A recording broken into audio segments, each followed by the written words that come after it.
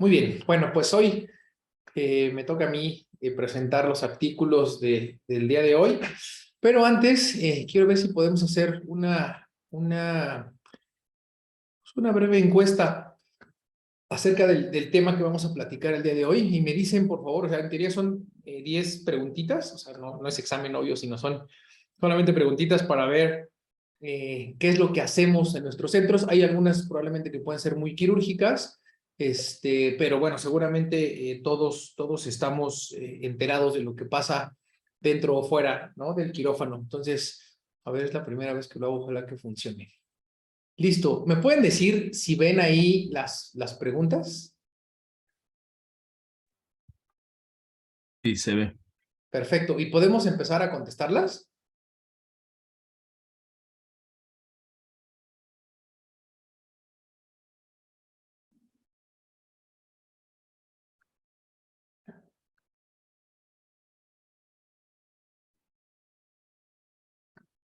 A ver, me dicen si tienen posibilidad de irlas ahí marcando. Sí, sí se puede. Perfecto. Pues le vamos dando y ustedes me dicen, es que no me aparece aquí que nadie conteste. Tan difíciles las preguntas. No es examen, no es examen, solamente es como para darle un poquito no sé, de contexto a lo que vamos a platicar hoy.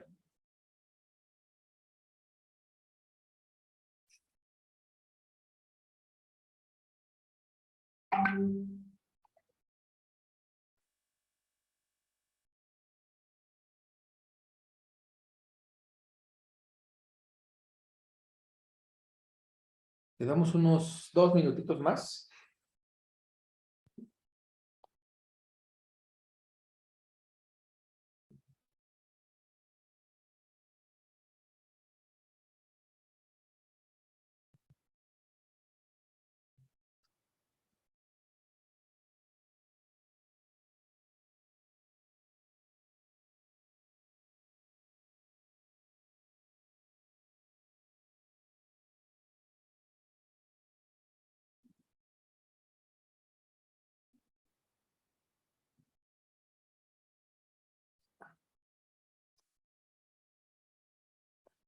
Bueno, ya alguien se animó a contestarlas. A ver si alguien más.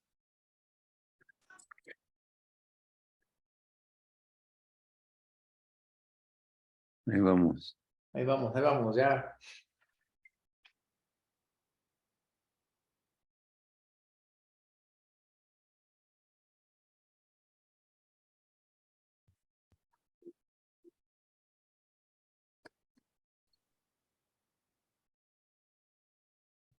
Hay algunas abreviaciones que a lo mejor no todo el mundo lo entiende. A ver, de una vez le damos, perdóname, fue muy Sí, rápido las preguntas. sí, yo sé, no hay problema. O sea, bueno, tratamos de responder así lo que podemos. Vamos a ver que después, si puede, explica un poquito las abreviaciones.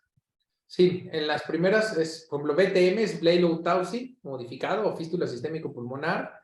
El stent en el tracto de salida del ventrículo derecho, o TSBD. Falot, prostaglandina C1.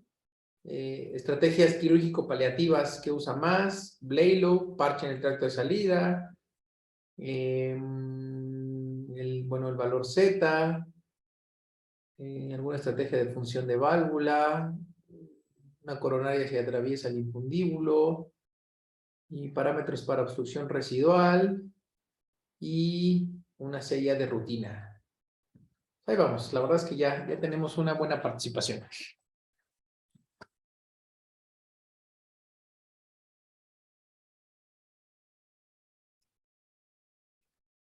No, mi Roger, yo sé que tú puedes, seguro que sí. Están muy sencillas. Le damos un último minutito y empezamos. Ya le contesté, Charles, ya te lo mandé. Perfecto. No, es que por ahí también está Rogelio Torres, entonces dice que son como para cirujano, pero le digo que no, que seguramente él tiene todas las armas para contestarla. Claro, tocayo, eso ya te tocó, hasta ahí estabas tú también haciendo corte y confección.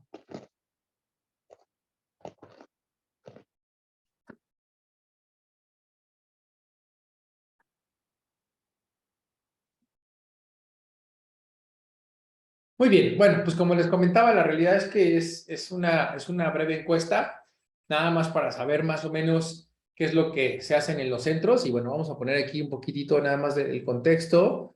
En un paciente de 3 a 6 meses, ¿qué es lo que hacen en su centro? Pues la mayoría respondió que se hacía una corrección total.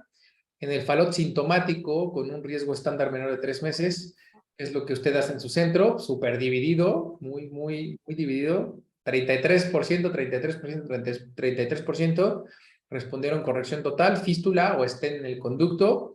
En el falot sintomático, cuando se decide hacer una paliación, ¿qué es lo que más hace? Un Blaylock, un estén en el conducto, un estén en el tracto de salida del ventrículo derecho o una fístula central. En el falot de riesgo alto sintomático usa prostaglandinas, sí y no. El 83% utilizan prostaglandinas. ¿Y qué estrategia quirúrgica paliativa usa más? Fístula versus parche. Nadie, o sea, la mayoría puso fístula sistémico pulmonar. Nadie utiliza un conducto en el ventrículo derecho. Y bueno, una corrección total para preservar el anillo. ¿Cuál es el valor Z que usted más utiliza? Todos coinciden en que con un Z de -2, el 58% preservan el anillo, en el 25% -2.5, en -3 el 8%. Y si utiliza alguna estrategia para dejar función de válvula, monocúspide es la que más se utiliza. ¿Y qué pasa si encuentra una coronaria que atraviesa el infundíbulo? Si decide hacer una ventriculotomía limitada versus un tubo, pues bastante parejo, el 58% optó por un tubo y el 50% una ventriculotomía limitada. Y en el contexto de parámetros para obstrucción residual, que requiere una reoperación inmediata, pues principalmente lo que más se reporta es una lesión tricuspidia o aórtica y un gradiente mayor de 40 milímetros de mercurio. Y bueno, el uso de la sella, si usted deja una sella en todos sus casos, la mayoría contestó que no, en el 62%. Bueno, pues les agradezco mucho. Por ahí les vamos a compartir ahí están viendo ustedes los resultados. Sí, me están reclamando que son muchas preguntas para cirujano, pero bueno, al final es más o menos lo que se hace en los grupos. Y bueno, pues más o menos esto es lo que nosotros tenemos. Y bueno, todo esto, nuevamente, como les decía, es para saber más o menos qué es lo que hacemos en nuestros grupos quirúrgicos. Y bueno, pues hoy vamos a revisar un consenso que se reportó en el 2022 acerca de Falot y de todas estas prácticas que nosotros podemos ir manejando, ¿no? Bueno, pues quiero saludar por ahí al doctor Publio. Doctor, qué gusto tenerlo por aquí con nosotros. Muy bien, pues vamos a arrancar entonces con nuestra sesión del día de hoy, ¿no? Entonces, como les comentaba, pues vamos a hablar acerca de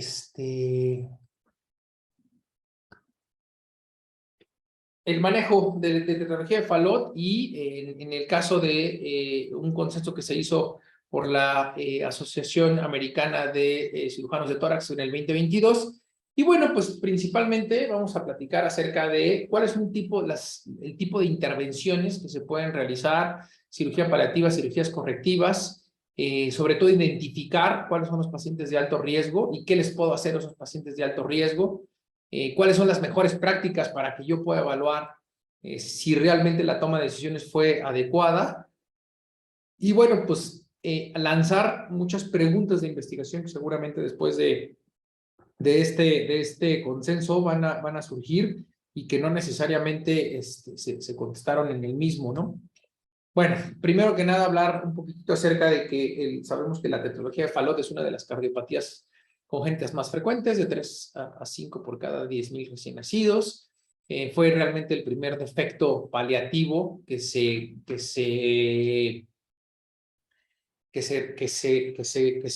realizó, ¿no? Todos sabemos la historia de la fístula sistémico-pulmonar, la fístula de Blaylock.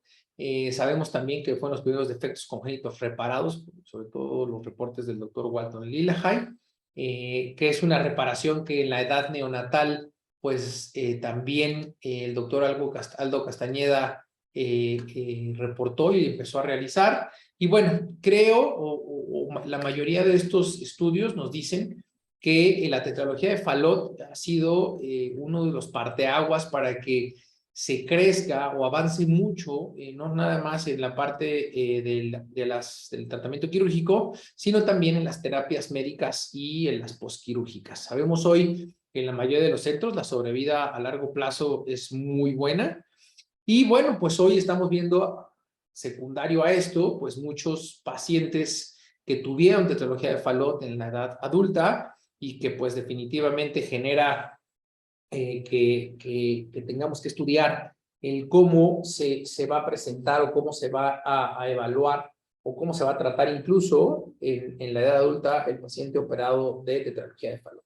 Sabemos también que existe una amplia gama, ¿no?, de tipos de tetralogía de Fallot, los que van desde el Fallot rosado, desde la atresia pulmonar, o ese Fallot que tiene una estenosis muy importante, o que se relaciona con algunas otras cardiopatías congénitas, como puede ser un canal auriculoventricular más tetralogía de Fallot, y que definitivamente el catalogarlo o el identificar el tipo de Fallot al que nos vamos a enfrentar nosotros, pues sí va a dar la pauta para saber cuál puede ser estrategias incluso muy definidas para estos tipos.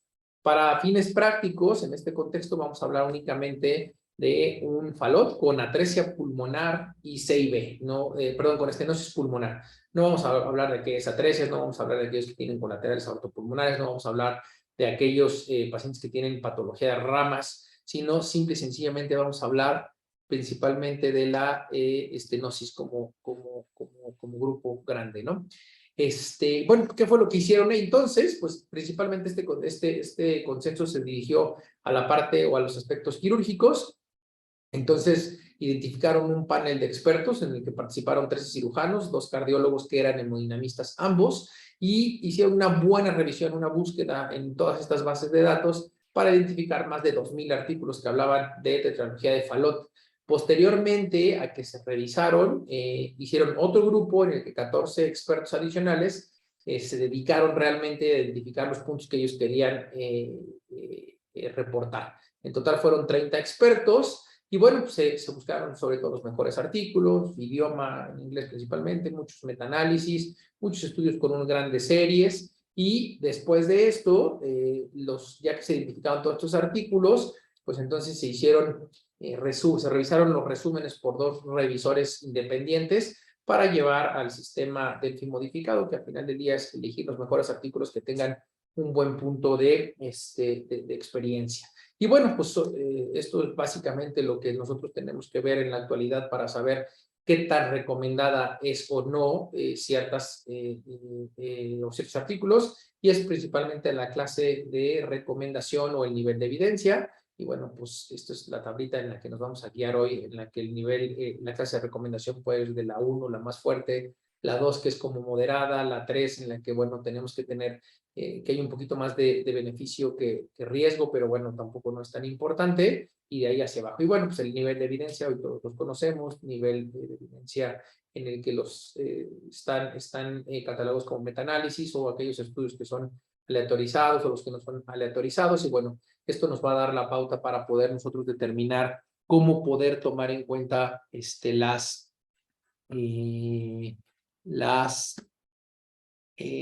recomendaciones que nos dan en todos estos artículos, ¿no? Y bueno, pues principalmente sabemos que la limitación es una población heterogénea, es decir, la mayoría de los artículos pueden reportar contextos diferentes de la tetralogía Fallot, desde la estenosis hasta la atresia o algún otro punto, que las variaciones en las técnicas pues definitivamente son muy importantes. Ahí puede haber centros donde tienen ya técnicas muy bien implementadas y que difícilmente se van a salir de estas, que el manejo por centro ha cambiado a través de los tiempos, y bueno, pues que eso también puede ser una limitante para poder tener puntos objetivos, y bueno, también la otra situación es que hay pocos pacientes para hacer comparaciones y análisis significativos, y bueno, la mayoría va a reportar como lo que hace en sus centros, ¿no?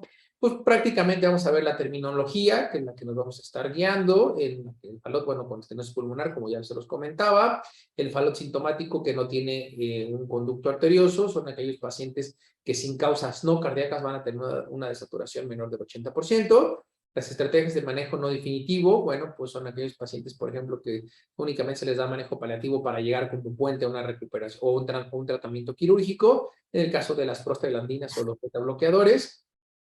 Como aquellos tratamientos quirúrgicos son los que van a aumentar el flujo sistémico pulmonar. Sabemos que la corrección total o la corrección quirúrgica es el punto final de todo esto. El anillo pulmonar, bueno, pues sabemos hoy las dimensiones que se va a relacionar mucho con el tamaño de este para poder tomar decisiones. En el caso del parche transanular, que al final del día va a sacrificar la válvula pulmonar, que también es un punto fundamental que se reporta en la mayoría de los estudios. Lo que se está actualizando, lo que se hace realmente hoy o lo que se está considerando es preservar el anillo pulmonar para tener una mejor evolución.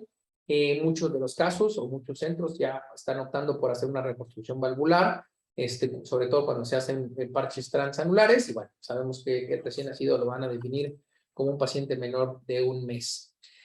Bueno, este es un punto que creo que ya no existe discusión, ¿no? El eco preoperatorio sabemos que es de las mejores prácticas que se deben de realizar. Sobre todo es súper importante para el cirujano tener muy en mente el nivel de la obstrucción, exactamente dónde está la obstrucción, si puede ser infundibular, si es anular, y sobre todo a dónde voy a ir, cómo está la función, sobre todo del lado derecho del corazón, si hay algún tipo de interacción con el ventrículo izquierdo, secundaria a una hipertrofia, etcétera. ¿Cómo es la morfología de la válvula pulmonar? Muchas veces únicamente nos guiamos por el tamaño del anillo pulmonar y o podemos pensar en que, ok, si está chico, pues entonces tengo que hacerle un parche transanular, pero es súper importante saber también cómo está la morfología, cómo están esas válvulas, si están fusionadas, si están displásicas, el tamaño del anillo y de la arteria pulmonar, porque esto también nos va a dar la pauta para saber hacia dónde va a ser mi corazoncito, ser principalmente un parche transanular.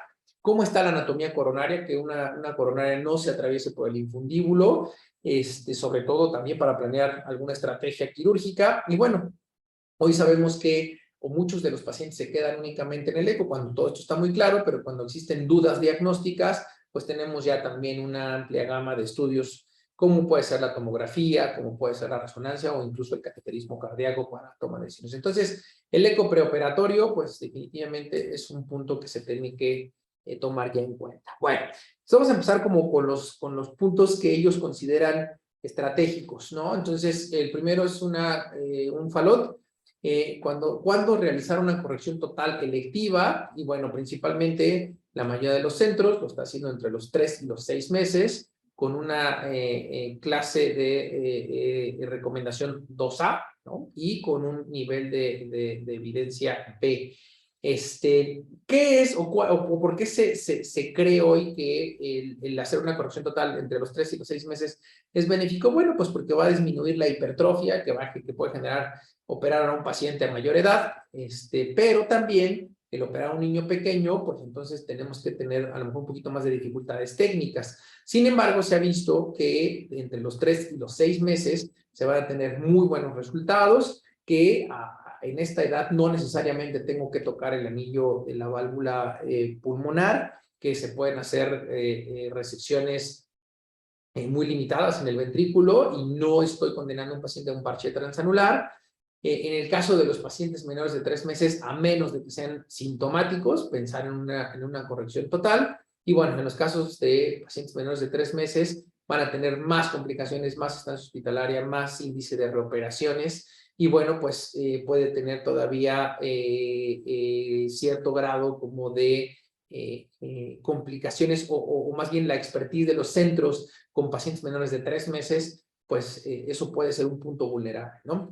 Y bueno, también sabemos que aquellos pacientes que tienen una obstrucción más grave del tracto salida del ventrículo derecho son los que van a tener mucho más riesgo y seguramente no nada más vamos a estar pensando en la edad como punto crítico para la corrección, sino que aquellos pacientes que tienen más obstrucción pueden tener más sintomatología, más cianosis y que al final del día también pueden modificar la evolución posoperatoria pensando en no nada más la edad. Es decir, aquellos pacientes más sintomáticos con edades menores, pues seguramente la evolución va a ser un poco diferente. Voy a quitar esto, si no lo veo. Ok, listo. Bueno, ahora vamos a pasar a aquellos pacientes sintomáticos de alto riesgo. ¿Cómo voy a definir el alto riesgo? Pues hoy sabemos que la STS, dentro de la mayoría de sus artículos, han publicado que aquellos niños menores de 2.5 kilos, independientemente del tipo de cardiopatía que se lleve a una cirugía con circulación extracorpórea, ya es un paciente de alto riesgo, independientemente de la cardiopatía. Entonces, el peso bajo lo vamos a tener como un punto importantísimo para determinar que un paciente es de alto riesgo. Sabemos hoy que aquellos pacientes en general menores de 2.5, independientemente del tipo de cardiopatía, vamos a tener una mortalidad aproximadamente del 15% a los 5 años, es lo que reporta la STS. Aquellos pacientes que van a tener algún tipo de patología de ramas pulmonares, estenosis, que tengan, sobre todo estos pacientes en los que se relaciona mucho la llegada del conducto arterioso a la rama izquierda y que hacen una estenosis importante, o que definitivamente están excluidas alguna de las ramas, o que tienen alguna otra patología asociada a colaterales, bueno, son pacientes de muy alto riesgo. En el caso de las genopatías, bueno, hoy sabemos que afortunadamente una de las que más se relacionan con el Fallot es el 22q11, sin embargo, los resultados comparados con niños sin genopatía pueden ser muy similares. Entonces, definitivamente el niño genópata con 22q11 no va a tener como que una variación importante, a diferencia, por ejemplo, del niño con trisomía 21, en el que sí la mortalidad se ve incrementada cuando se asocia con Fallot, entonces se considera como una genopatía de alto riesgo. Aquellos pacientes que puedan tener alguna hemorragia interventricular o, perdón, ahí el comercial, algunos pacientes que pueden tener sepsis asociada, ¿no? ¿Qué necesitamos? Pues probablemente en algunos niños con genopatías o con algún otro tipo de comorbilidades que los hacen ser pacientes de alto riesgo, pues necesitamos tener algunas estrategias distintas, puede ser en la circulación, puede ser incluso en las estrategias quirúrgicas y a lo mejor hacer alguna paliación diferente. Hoy sabemos que en el caso de hemodinamia está ganando un terreno súper importante y entonces ellos pueden generar que colocar a lo mejor un stent en el conducto sea una opción muy viable para este tipo de pacientes. Sabemos hoy, por ejemplo, en el caso del ventrículo izquierdo hipoplásico, que una de las condiciones para llevar a un paciente a un procedimiento híbrido, menos riesgo, menos invasión, pues es precisamente todos estos factores que los hacen llevar a un alto riesgo. Sin embargo, bueno, pues se requieren más estudios para realmente determinar hacia dónde va el tratamiento, ¿no? ¿Qué pasa entonces con el recién nacido sintomático que tiene un riesgo estándar, ¿no? Entonces, bueno, pues aquí va a depender muchísimo, muchísimo de la experiencia que va a tener cada centro. Sí es importante saber que la minoría de los pacientes van a ser sintomáticos cuando tenemos un riesgo estándar, ¿no? Es decir, aquellos pacientes probablemente cuando nacen, pocos van a ser sintomáticos y pueden llegar a los 3 meses o 6 meses para hacer una corrección total, como es lo que se recomienda en este consenso, ¿verdad? Pero si los pacientes son sintomáticos, pues entonces, ¿cuándo le hago una corrección total y cuándo una cirugía paliativa? Pues ellos nos comentan que si yo le hago una corrección total a un paciente sintomático de riesgo estándar, lo que voy a condicionar es que menos tiempo lo voy a tener expuesto a cianosis, que definitivamente lo corrijo y va a tener menos oportunidad o menos riesgo de llevarlo a 1, 2 o hasta 3 procedimientos anestésicos. Sí se ha reportado que hay menos mortalidad cuando se hace una cirugía en una corrección total versus cuando se hace entre etapas. Y pues definitivamente el hecho de hacer una corrección total pues va a mejorar el crecimiento de el anillo pulmonar.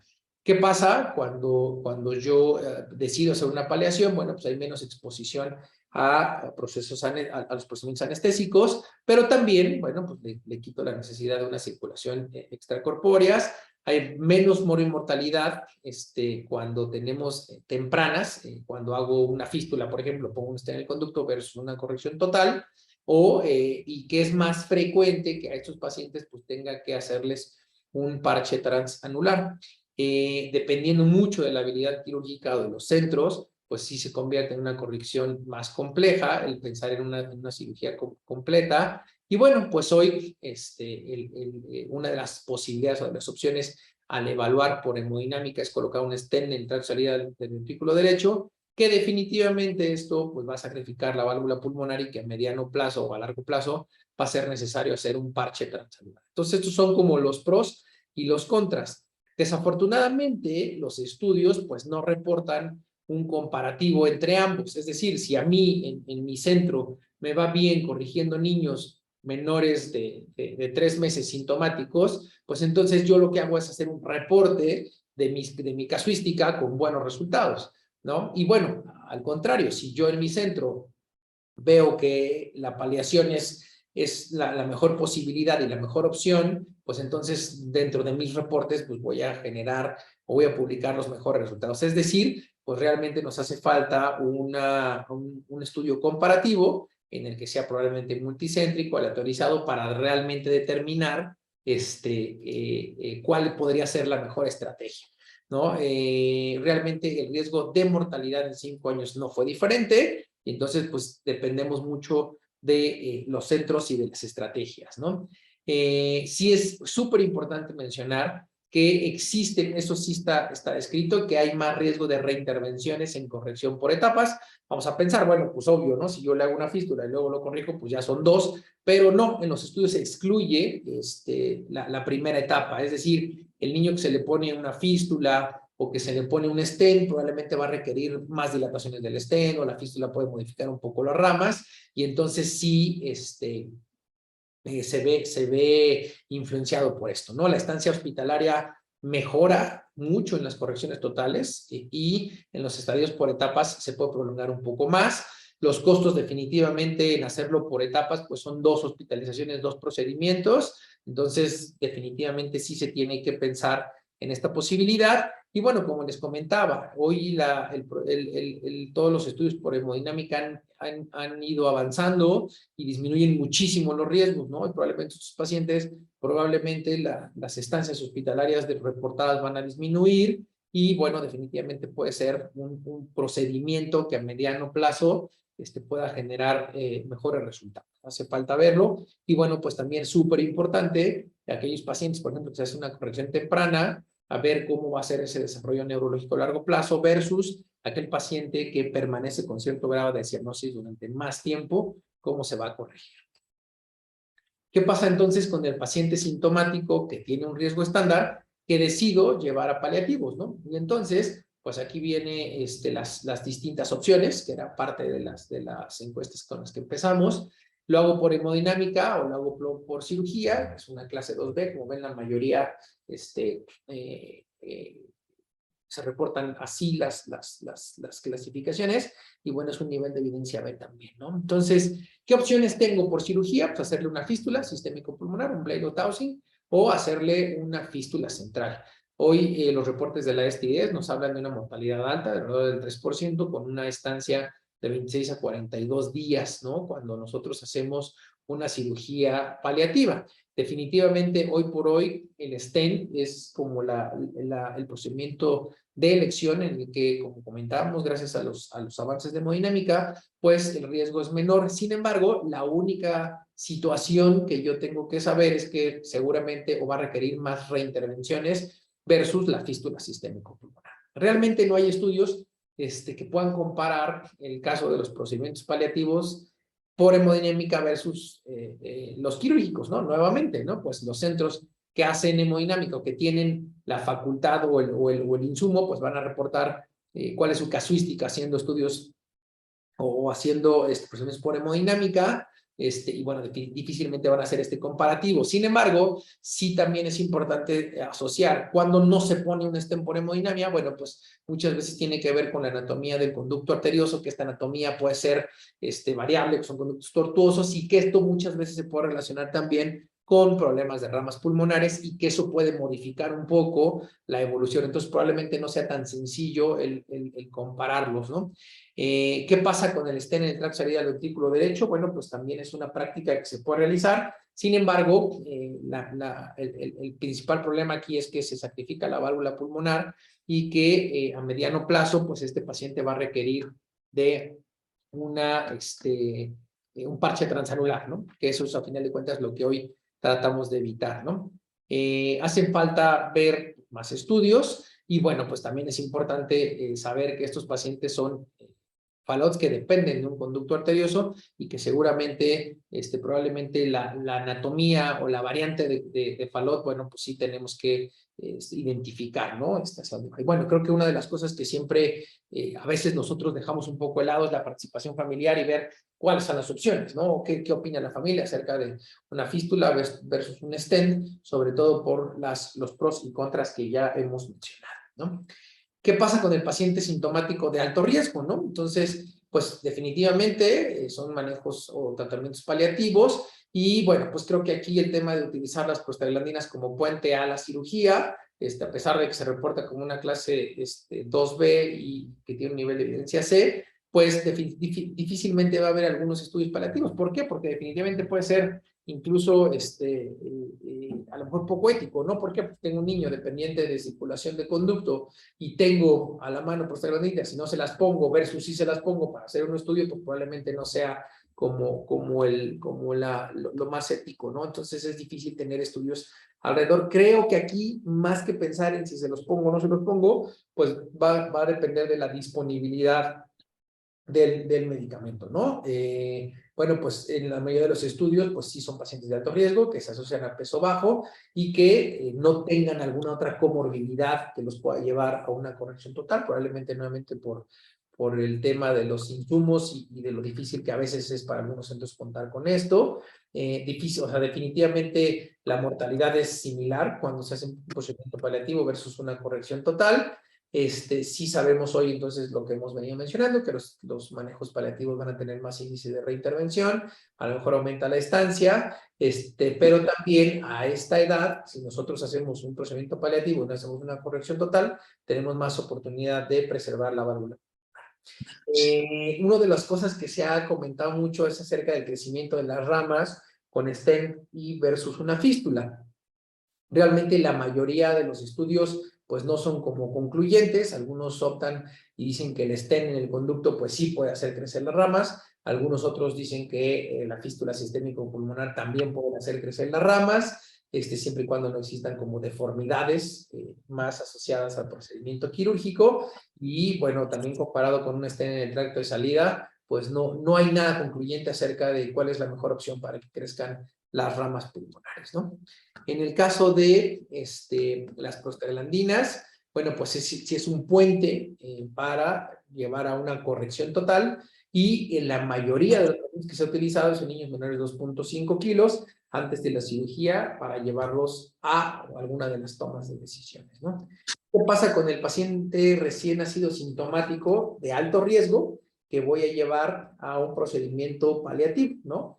Entonces, si pienso en hacerlo por hemodinámica o por cirugía, bueno, pues también tiene el mismo nivel de evidencia y el grado de recomendación. Realmente no hay estudios que comparen ambos. Como les comentábamos, creo que depende mucho de los centros y de la opción o de las posibilidades que tenga de tratamiento. Creemos hoy también que el stent en el conducto es el procedimiento por elección, porque sí es menos invasivo y sobre todo al paciente mejora mucho sus condiciones. Hacer un paréntesis, no dejemos de lado pensar que la fístula tiene un riesgo alto de mortalidad, tiene un RAX3, entonces en esos pacientes de alto riesgo que ya hemos platicado cuáles son las características, pues seguramente va a tener mucho más problema, ¿no? ¿Qué pasa con el recién nacido sintomático cuando lo vamos a llevar a una cirugía paliativa? ¿Qué opciones tengo de cirugía, no? Pues entonces puedo hacer una fístula, puedo poner un parche en el tracto de salida, o puedo poner un conducto del ventrículo derecho a la arteria pulmonar. Realmente es un nivel de evidencia 2, una clase de recomendación 2 con un nivel de evidencia C. ¿Qué pasa? Pues los reportes dicen que la fístula va a aumentar el valor Z de las ramas, pero no así de la válvula pulmonar, es decir, este paciente que pueda tener un anillo limitado probablemente va a tener una válvula pulmonar que va a requerir un parche transanular, pero vemos la mortalidad, como ya lo mencionábamos, es un RAX3. Las ventajas del parche y del conducto es que vamos a tener una reducción, vamos a descomprimir el ventrículo derecho y le vamos a quitar un poco de sobrecarga al ventrículo izquierdo. Puede ser una de las ventajas que tengamos una sobrecirculación, dependiendo de la patología, pero a final de cuentas los resultados son aceptables.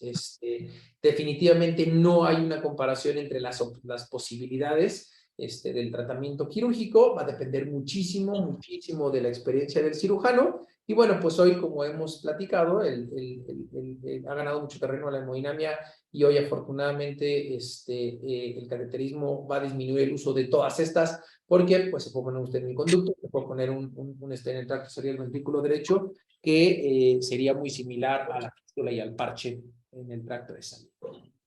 ¿Qué pasa entonces con aquel paciente que voy a corregir y tengo que preservar la válvula? Pues sí, definitivamente se convierte ya en un nivel de evidencia, una clase de recomendación 2A con un nivel de evidencia B. Pues depende mucho de la anatomía, pero hoy la mayoría sabemos hoy que lo que nosotros tenemos que lograr o nuestras metas quirúrgicas en el falot es el cierre de la C y B, abrir el tracto de salida y lograr a la medida de lo posible una válvula pulmonar competente. ¿Por qué? Porque esto va, lo que platicamos también acerca del falot en el adulto, que esa dilatación del ventrículo derecho que puede condicionar posteriormente una necesidad de una válvula o que tenga problemas para o disminución de la clase funcional, hacer ejercicio, etcétera. Bueno, pues esto lo podemos nosotros controlar desde la primera corrección.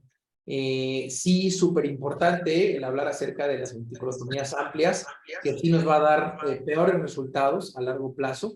Estos pacientes son los que, como les comentaba, hacen una dilatación del ventrículo derecho muy importante. Son pacientes que van a necesitar probablemente una válvula pulmonar en algún momento y que, bueno, pueden tener disminución de la clase funcional. Entonces, definitivamente hacer ventriculotomías pequeñas es lo que hemos tratado el día de hoy. ¿Por qué? Porque a final de cuentas, como abajo lo dice, la función se puede ver afectada, podemos tener alto grado de arritmias, intolerancia al ejercicio y disminución de la clase funcional. Y bueno, aquí viene un punto, ¿no? La estenosis residual, ¿cuánto es lo permitido y si realmente lo necesita el paciente para disminuir este grado de dilatación que pueda tener, ¿no? Creo que esto no hay mucho que decir, ¿no? El anillo, ¿cuándo voy a preservar el anillo pulmonar de acuerdo al tamaño? Y bueno, sabemos que un Z mayor de 2.5 o igual, pues es indicación de preservar la válvula pulmonar con un nivel de recomendación 2A. ¿Qué pasa cuando ese anillo es limítrofe, ¿no? Y entonces si tengo un valor Z menor de 2.5, bueno, pues también preservar el anillo, la válvula, o hacer un parche transcelular limitado con o sin reconstrucción de la válvula pulmonar, pues probablemente sea esta a lo mejor es la lámina más importante, ¿no? Entonces, ¿de qué va a depender que yo le abra el anillo pulmonar o no? Pues principalmente del tamaño, ¿no? Eso es creo que lo fundamental, pero también es importante ver cómo está la valva, cuántas valvas tienen, si es trivalva, si es bivalva, cómo está la movilidad de ellas, cómo está el grosor, es displásica o no, y si tuviera algún grado de insuficiencia pulmonar preoperatoria. Aquí hay una tablita en la que vemos la mayoría de los estudios, como en la primera, bueno, son los estudios realizados, pero vean cómo el paciente que se le hizo una ampliación del tracto de salida, un parche transanular, pues tenía un Z-score de menos 2.7, menos 2.4, o sea, son Zetas probablemente que a lo mejor nosotros pensaríamos, hijo, lo puede aguantar, y no es necesario abrirle la válvula pulmonar. ¿Y en qué puntos se preservó la válvula? Pues con valores Zetas de menos 1.9, o sea, son valores realmente limítrofes, ¿no? Entonces creemos que este valor Z de menos 2.5, pues sí es un punto fundamental para saber hasta dónde puedo yo preservar la válvula. Sí es súper, o sea, está reportado que un valor Z de menos 1 en el posoperatorio pues va a dar súper buenos resultados si no le abro el anillo pulmonar. El gradiente, ¿no? Este también es un punto que creo que hemos manejado constantemente. Cuando tenemos un gradiente entre 20 y 30 milímetros de mercurio, que adelante también lo vamos a mencionar, esto es más o menos igual a tener un valor Z de menos 1 a menos 2. Por eso es fundamental hacer un eco en el posoperatorio inmediato en quirófano para determinar el gradiente y el tamaño del anillo. Y listo. ¿Por qué? Porque a largo plazo, pues sí se va a ver súper afectada, ¿no? La calidad de vida, la función, la presencia de arritmias y o tolerancia al ejercicio, como ya lo hemos manejado, ya lo comentamos previamente, si es que abrimos el anillo pulmonar. Esto también se me hizo súper interesante. El qué va a pasar cuando yo tengo una válvula. Nos ha pasado mucho en quirófano que, a ver, pásame un Hegar y se lo pasamos por la válvula pulmonar y ya, se abrió la válvula. Bueno, pues entonces los reportes dicen que cuando nosotros hacemos dilataciones con Hegar súper agresivas, van a tener más índices de reintervención y de presentar insuficiencia pulmonar a mediano o largo plazo. Entonces tenemos opciones, utilizar Hegar o utilizar balones hidroneumáticos. Sin embargo, estas dilataciones, así como sin tanto control, probablemente pueda generar, como les comentaba, una insuficiencia pulmonar a mediano o largo plazo. Por eso es que la mayoría de los informes refieren a hacer comisurotomías pulmonares y posteriormente calibrar las válvulas para no generar una deformidad o una insuficiencia a mediano plazo, ¿no? Entonces, estos son los pacientes que van a generar insuficiencias progresivas a corto o mediano plazo asociadas a esta dilatación. ¿Qué pasa entonces con el parche transanular? ¿Puedo restaurar una válvula? Pues sí, la mayoría de los estudios comentan que es una clase 2B, aunque tenga un nivel de evidencia C, pero pues la mayoría de los estudios también nos dicen que si yo hago un parche transanular y le pongo una válvula pulmonar, pues va a mejorar el curso posoperatorio a corto plazo o a largo plazo y no va a generar una dilatación del ventrículo derecho y una reintervención. Sin embargo, pues va a depender mucho de lo que yo pueda lograr con la válvula que yo le pueda hacer, ¿no? ¿Cuál es el objetivo? ¿Cuál sería el ideal de la reconstrucción valvular? Pues que fuera competente, que no sea obstructiva, que vaya creciendo con el paciente, que sea fácil y rápida de construir para disminuir los tiempos de pinzamiento y de circulación extracorpórea. Sin embargo, bueno, pues esto no existe. Entonces, pues hoy una de las posibilidades con las que contamos en la mayoría de los centros es colocar una válvula monocúspide. Y esto, pues sí está comprobado que nos da buenos resultados a corto plazo. Y bueno, que la mayoría de los estudios nos dicen que esta puede ser una opción. Y tenemos varias alternativas, puede ser por Gore-Tex, puede ser con pericardio. Alguna otra posibilidad es hacer una delaminación o plastía de las válvulas, esas válvulas nativas que de repente nos quedan ahí residuales y las podemos reconstruir, también nos va a dar buenos resultados a corto plazo. Y bueno, pues, ¿qué va a pasar a largo plazo? Pues la mayoría van a requerir de más estudios para ver realmente si yo dejé una válvula monocúspide con un buen funcionamiento o con buena suficiencia, pues probablemente a largo plazo también me pueda dar buenos resultados. Muchos de los estudios reportan que estas válvulas desaparecen o se desintegran a corto plazo. Sin embargo, al parecer va más en relación de que tenga un buen funcionamiento desde el inicio, ¿no? A veces hacemos válvulas monocúspides que en el eco posoperatorio dicen que pues, tiene una insuficiencia libre, una insuficiencia grave, entonces esa válvula definitivamente ni a corto, pero mucho menos a largo plazo va a funcionar. Otro punto fundamental es cuando se atraviesa una coronaria en el parche transanular por el tracto de salida del ventrículo derecho.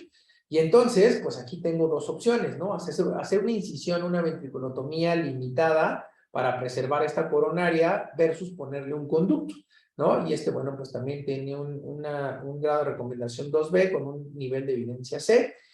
¿Cuándo? Pues principalmente cuando esas variantes anatómicas coronarias o arterias coronarias conales van a medir más del 50% de la coronaria principal, pues la debo de respetar. Si no, bueno, puede ser algunas pruebas ahí ocluyendo y ver en trazo electrocardiográfico, ver si hay datos de isquemia o no, pero principalmente tengo que tenerle miedo a una arteria que mida más del 50% del tamaño de la coronaria. Entonces, ¿qué puedo hacer? Pues probablemente una ventriculotomía un poco desviada, siguiendo el trayecto de la coronaria paralela a ella, o limitada, o hacer dos incisiones ventriculares, una anterior o una precoronaria más cercana hacia el anillo, o una un poco más abajo, o hacer un adelgazamiento infundibular también, que me puede ayudar a ampliar el tracto de salida sin sacrificar la coronaria. Otra opción, bueno, pues es el conducto del ventrículo derecho de la arteria pulmonar. No necesariamente tengo que seccionar el tronco, probablemente lo puedo poner como en paralelo y poner un conducto alternativo. Sin embargo, sí se ha visto que la mayoría de los niños, obvio que les pongo un conducto, pues va a tener más índice de reintervención porque seguramente ese conducto lo puedo, no va a crecer y lo tengo que cambiar. Súper importante saber también que el dejarle una buena función de válvula, que es uno de los pros que va a tener el conducto al niño operado de Fallot, pues eso también es un punto a favor. Sin embargo, sí también es súper importante que a pesar de yo poner un conducto que no tenga una distorsión de las coronarias por la línea de sutura y que esto nos pueda generar una isquemia asociada, también una de las cosas que se ha visto que ha tenido mejores resultados que el uso del conducto es el abordaje transatrial, y transpulmonar, ¿no? Entonces abro la aurícula derecha, reseco la mayor cantidad de masas posibles y luego abrimos la arteria pulmonar y a través del anillo, pues resecar lo más que se pueda y de esta manera probablemente pueda liberar esa obstrucción en el tracto salida del ventrículo derecho. Otro punto fundamental, ¿no? Y a veces a lo mejor es lo que más nos pesa a nosotros como cirujanos, ver cuáles son los datos que me van a hacer regresarme y hacer, pues, pensar en una cirugía. Bueno, pues primero es el eco postoperatorio intraoperatorio. Tenía una clase de recomendación 1, o sea, no hay vuelta para atrás.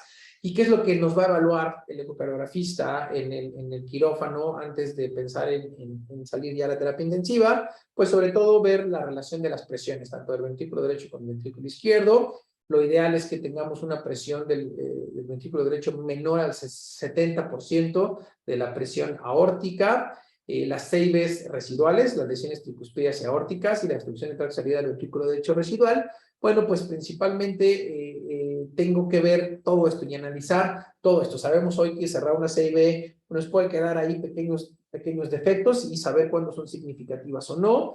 El ver que al colocar este parche en la CIV que no haya yo dejado alguna lesión de la válvula tricúspide y sobre todo, ¿por qué? Porque como sabemos, pues la mayoría de los pacientes con Fallot va a tener cierta lesión en la válvula pulmonar asociado a una lesión tricuspidia, pues entonces va a tener una evolución postoperatoria probablemente tormentosa. Lesionar la válvula aórtica, sobre todo cuando cerramos la CIV y ponemos puntos a través de, podemos por ahí pexiar o lesionar alguno de los senos de Valsalva, y bueno, pues definir cuándo existe una obstrucción residual, ¿no?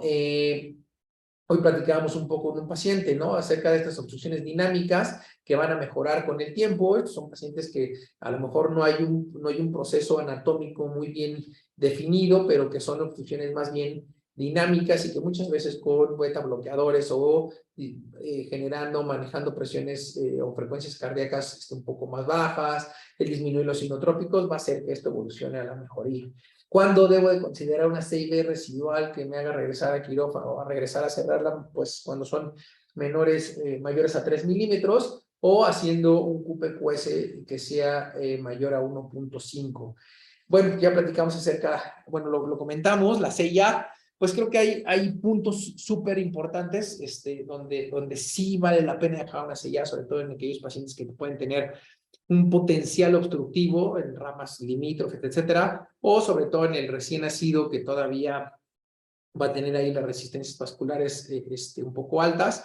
Una fuga por la sella me va a ayudar mucho, creo que de manera rutinaria no la empleamos, y bueno, pues lo que platicamos de la válvula tricúspide, que si tiene alguna clase de lesión y una insuficiencia importante asociada a la insuficiencia tricuspidia, a la insuficiencia pulmonar cuando se hace un parche transanular, pues sí es fundamental el repararla, ¿no? Las obstrucciones, ¿no? Creo que eso es de los puntos fundamentales para nosotros en cirugía. Cuando hay una obstrucción fija que me haga pensar en una reintervención inmediata, bueno, pues estos son recomendaciones 2A con un nivel de evidencia B. Y bueno, pues principalmente esta relación del BD-BDI mayor del 75%, cuando tengo una estenosis de la arteria pulmonar que genera un gradiente de 15 milímetros de mercurio hacia la izquierda, creo, no refieren mucho porque a la izquierda, pero creo que va muy asociada a la llegada del conducto arterioso, probablemente puede ser el sitio de mayor estrechez en ambas ramas pulmonares, o que tenemos un gradiente ahí de 40 milímetros de mercurio, pero esto ya es al alta, de acuerdo al alta del paciente una vez que ya salió de la terapia intensiva. Creo que entonces esta relación de presiones entre el 70 y el 80% son de los puntos que me van a hacer pensar en que tengo que regresarme a liberar este tipo de obstrucciones. Y cuando yo tengo alguna obstrucción dinámica, ¿no? Que de repente vemos, a ver, esta masa, aquí es la que me está molestando, aquí veo definitivamente algo que se ve que está obstruyendo, a pesar, ¿no? De que sea o que tenga números para esto, ¿no? Es súper importante cuando existen estas dudas y que algo no está bien, pues evaluar las presiones directas, ¿no? Hacer una punción pre y post y listo, eso nos va a ayudar muchísimo, ¿no? Y bueno, pues la CIA, como les comentaba, ¿cuál sería la indicación? Pues que va a mantener un gasto a expensas de una desaturación, sobre todo en el paciente recién nacido o en aquel paciente que pueda tener cierto grado de obstrucción ahí o patología de ramas. De electivas no se utiliza, no hay datos suficientes como para poder determinar esto. Y bueno, pues depende también muchísimo, muchísimo de las rutinas en el quirófano, ¿no? De repente podemos pensar, bueno, yo a todos mis pacientes o a la mayoría de los pacientes les dejo una CIA porque sé que me va a servir en algún punto, pero realmente no existen recomendaciones en esto. Y bueno, pues, ¿qué es lo que yo tengo que ver a futuro? La mayoría de los estudios son retrospectivos en un solo centro y son muestras pequeñas, como bien lo definíamos, son pacientes que son estudios que desafortunadamente, pues es lo que yo acostumbro a hacer y lo que a mí me va bien y esto es lo que yo reporto. La STS, pues como sabemos, va a reportar muchas variables, o muchas variables quirúrgicas y clínicas, dependiendo de la expertise de los centros. Se va a requerir hasta tener una colaboración multicéntrica y multidisciplinaria para poder determinar esto, y poder realmente hacer un buen estudio, ¿no? Y poder definirlo. Se requiere también de desarrollos pues, cognitivos y saber cómo se desarrolla nuestro paciente y eso también estudiarlo. Pocos estudios nos hablan acerca de cómo le fue a mediano o largo plazo hasta la edad adulta y cómo es su calidad de vida. Creo hoy que los avances por hemodinámica son los que nos van a dar también la pauta para mejorar mucho, mucho, sobre todo en aquellos pacientes de alto riesgo y la colocación de stents. Y bueno, pues también súper importante el que nosotros como cirujanos nos empecemos a familiarizar con el manejo de los stents, ¿no? Porque ya nos ha pasado que de repente ponen un stent en la rama y entonces pues hay que ligarlo, hay que hacer varias cosas, o abrir para poner un parche sobre estos stents y nosotros nos tenemos que ir familiarizando con esto, ¿no?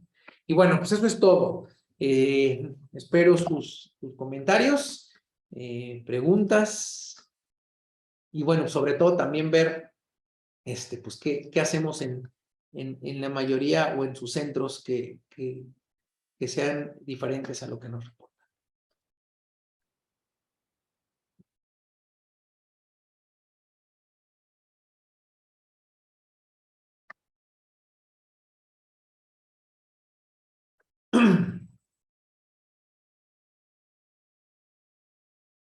Listo.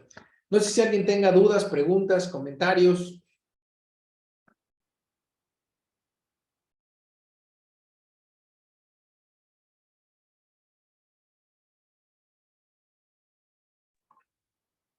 Charlie, Adelante, doctor, ¿cómo está? Charlie, buenas noches.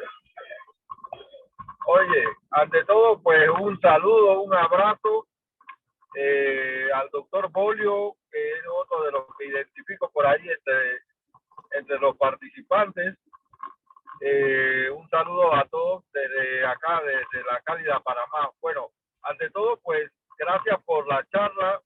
Ha sido, creo que es un tema bastante importante que obviamente, a pesar de que es una patología que ya estaba escrita hace mucho rato, pues el tratamiento sigue cambiando.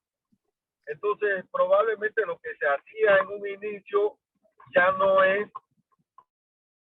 lo más recomendado y cada vez vamos viendo que pacientes que anteriormente tú decías, bueno, el paciente está estable, ¿para qué lo voy a estar toqueteando? vamos dando cuenta que precisamente ese paciente que está bien, que está en buenas condiciones, es aquel que al final también probablemente le va a ir mejor. Y entre, obviamente, la experticia que tú decías de cada centro, de cada cirujano, va haciendo que todo esto tenga una mejor repercusión para el paciente. Y obviamente, a mí como intensivista, si a ti te va bien en la cirugía, pues a mí no tiene por qué irme mal. Pero si ya llegamos al punto donde ya el paciente ya empieza a complicar, ya empieza a tener otras complicaciones propias de la misma patología, pues obviamente luego a ti te toca hacer más maniobras para tratar de reparar el daño, y probablemente a mí como intensivista me va a ir peor, porque entonces ya es un corazón que viene desfalleciendo, que aparte es sometido a una cirugía grande, y entonces se nos complica más la situación. Entonces, esto de operar a los pacientes pequeñitos, pues probablemente para allá vamos, ¿no? Para allá vamos todos. Obviamente hay que ver a futuro cómo le está yendo a los grandes centros, pero yo creo que para allá vamos, ¿no? De acuerdo. De acuerdo, doctor. No, pues un gustazo tenerlo por aquí. Esperemos que sea la primera de muchas. Muy bien. Pues, ¿alguien más que quiera comentar algo? Doctor, Hola. adelante. Pues bueno, primero como que nadie se anima. Lo que pasa es que es mucho y la verdad es que todo está muy variado. O sea, son 30 hojas de artículo, una revisión de 30 hojas donde pues se tratan de analizar todas las variables. Yo creo que están muy bien analizadas. Es un buen estudio de niveles de evidencia, pues un Cochrane, pues, o una revisión sistemática. Yo creo que algo que transmite el artículo es que, pues, de todos los centros, que cada quien hace lo que cree que es lo mejor. Y a fin de cuentas, por los niveles de evidencia, pues mucha es evidencia basada en consensos precisamente, y un poco por las experiencias. Yo creo que en nuestros centros, o yo lo que concluyo es que sí, que ha ido evolucionando la manera de manejar los niños con tetralogía de Fallot. Por suerte, la tecnología nos ha permitido cada vez operarlos más tempranamente. Yo sí creo, pero esa ya es mi opinión personal, que yo prefiero no operar un niño en el periodo neonatal como tal, así, el recién nacido, ya operarle el cierre, la corrección de tetralogía de Fallot. Si está un poquito más grandecito, si ya pesa más, 3 a 6 meses asintomático, bueno, ok. Pero el niño muy sintomático, por algo está sintomático. Entonces, yo creo que pues, a lo largo de los años, y lo que se presenta ahora en el artículo y lo que la mayoría está haciendo es más o menos lo que nos ha pasado a nosotros. Poco a poco hemos ido tomando acciones más cercanas a lo que la mayoría está haciendo, y eso, bueno, pues eso habla de que esto pues sigue evolucionando. Yo creo que se deben tocar aspectos de algunas cosas que se pueden ver, o puede haber artefactos en cuanto, tú mismo lo dijiste, hoy lo discutíamos, qué tanto la actividad qué tanto la presencia de aminas, por ejemplo, me puede hacer que sea más alta una obstrucción de la salida infundibular y hacer parecer que la dejé obstructiva cuando no está tan obstructiva. ¿Qué tanto qué debo sacrificar? Dejar un poco obstructivo, pero preservar más el músculo, o ampliar bien para que haya una buena salida, etcétera. Yo creo que eso, pues sí sí se tratan de tener valores, sí se trata de tener valores, pero mucho va siendo conforme a la experiencia de cada grupo, qué es lo que mejor le funciona, qué es lo que puede tolerar mejor y qué es lo que puede llevarlo a mejor término. Y yo creo que además de cada centro, cada experiencia, cada caso es diferente. O sea, cada caso me va a decir a mí, este caso necesita más, resecar más músculo, este necesita ampliar más. Esos, digo, hemos encontrado falots que todo el tracto de salida es muy largo, muy estrecho, muy estrecho. Y pues ahí, aunque no quieras hacer ventriculotomía, la tienes que hacer, porque si no, o no muy grande la ventriculotomía, pues si no, no logras ampliar nada. Entonces, cada caso es diferente y pues si hay tanta controversia, no, la verdad es que no es controversia, yo creo que es un poco de a lo largo de los años y de la experiencia ir tomando un poco de sentido común para saber cuál es el mejor momento para operar un bebé y qué es lo mejor que le puedo ofrecer. Y con cómo trabaja mi equipo de trabajo, ¿no? O sea, si la tendencia es a manejarlos más enérgicamente, buscar más gasto cardíaco a base de presión arterial y entonces necesitan más aminas, pues entonces tengo que ver que no debo dejar ni un poquito de obstrucción porque pues eso va a empeorar en el postoperatorio. Al revés, si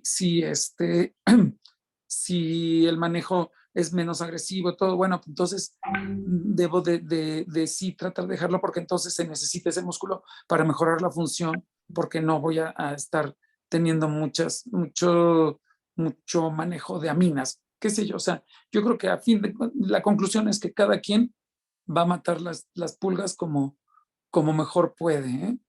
Y sin embargo, bueno, pues sí tratar de seguir los parámetros, ¿no? Y buscar siempre qué ventajas tiene una acción sobre otra. El típico ejemplo, ¿qué prefiero? ¿Dejar obstrucción, un poquito de obstrucción o dejar un poco de insuficiencia pulmonar que se tolera mejor o que mi equipo sabe manejar mejor en el postoperatorio? Y ya una vez que sale adelante ese paciente, ¿qué es lo que menos complicaciones me va a dar a largo plazo? Y si esas complicaciones a largo plazo estoy equipado o no para poderlas manejar. Dejar lo menos, ¿cómo se diría yo? Yo creo que el principio básico debe ser preservar lo más que se pueda y tratar de evitar resecar todo o ser lo menos invasivo posible, pues dejando lo más fisiológico posible. Pues no sé, eso, pero pues eso es como que muy general, ¿no? Ese es el resumen de cualquier cirugía y de cualquier patología. Sin embargo, bueno, pues está muy, muy bien y yo creo que por lo menos nosotros hemos ido evolucionando y ahora hacemos lo que la mayoría de los artículos han presentado en esta revisión. Creo que estamos muy en sintonía con todo eso, ¿no? No sé tú qué opinas, Carlos. De acuerdo. Sí, la verdad es que yo creo que son consensos que a veces nos hacen como aterrizar un poco en que precisamente, ¿no? Hay cosas que estamos haciendo, hay cosas que a lo mejor podríamos hacer, pero también hay otras que si tenemos la infraestructura, ¿no? Por ejemplo, a mí me causaba mucha como no controversia, ¿no? Pero sí decir, bueno, nosotros afortunadamente tenemos un servicio de hemodinamia que dices, bueno, pues llega hoy, le pones un stent en el conducto y ya, ¿no? Pero realmente, ¿cuántos centros pueden tener la facilidad de llevar a un niño de hemodinamia para ponerle un stent, ¿no? De repente, al principio, cuando nos presentaban un caso de un niño que le pusimos un stent en una rama y nosotros pensábamos que trabajar sobre un stent y ampliar esa rama o sobre el tracto de salida, pues era la muerte, ¿no? ¿Cómo voy a trabajar sobre un stent? Pero al final, pues hemos aprendido a familiarizarnos con esto y a trabajar sobre esto, ¿no? Entonces yo creo que sí, es una situación, y bien lo dice, ¿no? Estos consensos de expertos son, pues precisamente ver qué puedo hacer, cuál es mi expertise, qué tengo, ¿no? ¿Qué tengo en mi centro, con quién puedo trabajar? Y entonces empezar a aplicarlos, ¿no? Porque independientemente de que yo quiera operar un recién nacido sintomático, pues, por ejemplo, en el hospital ni llegan, ¿no? O sea, porque al final de cuentas estos niños pues nacen en otro lugar, de repente, pues, en lo que lo trasladan, etcétera, o ya no llegó, o ya llegan tarde, etcétera, ¿no? Entonces creo que sí debemos de aterrizar mucho hacia dónde, pero, bueno, pues vamos a ver. Sí, precisamente yo comentaba con los residentes de pediatría en el hospital, ¿no? Que en el periodo neonatal, por ejemplo, en las revisiones, coartación de aorta es mejor quirúrgica y fístula sistémico pulmonar, bueno, o el aumento del flujo pulmonar al día de hoy es mejor por hemodinamia, ¿no? Digo así en términos generales, ¿no? Estoy generalizando mucho, pero pues sí, creo que tiene mejor pronóstico y mejor pronóstico y mejor manera de llegar a una corrección exitosa en la siguiente, un abordaje de flujo pulmonar disminuido por hemodinamia poniendo un stent en el conducto, pues por varias razones. De entrada, el no tener que reoperar un paciente. De acuerdo. Muy bien. No sé si alguien más tenga algún comentario.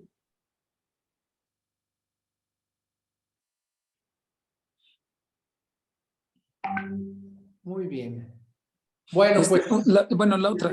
De todos modos, hay otras mediciones que también debemos siempre tomar en cuenta, ¿no? Realmente el tamaño de las ramas pulmonares, cómo están periféricamente, cómo está la aorta descendente, las ramas en relación a la aorta descendente. O sea, los valores de esos de Nakata, Magun, todos esos siguen, o sea, yo creo que siguen siendo válidos, ¿no? A fin de cuentas, pues también la presencia de otros síndromes, todas esas cosas, ¿no? Eso sí hay que, o que sea, seguirlo tomando en cuenta y ponderando, ¿no? No podemos desecharlo de un día para otro. Sí, no, es que definitivamente sí, ellos sí hacen mucho énfasis precisamente, ¿no? En que hay una variedad muy importante de falot, ¿no? Y ellos realmente en lo que dicen, a ver, vamos a guiarnos nada más en el falot que tiene una estenosis pulmonar. Ya aquel niño con problemas de ramas, con Sí, claro. colaterales, etcétera, definitivamente entra en un rubro diferente, ¿no? Como bien lo dice usted. Sí. Se tiene que individualizar, ¿no? Yo creo que pues a mí me quedo mucho con qué se ha logrado y qué realmente se hace, ¿no?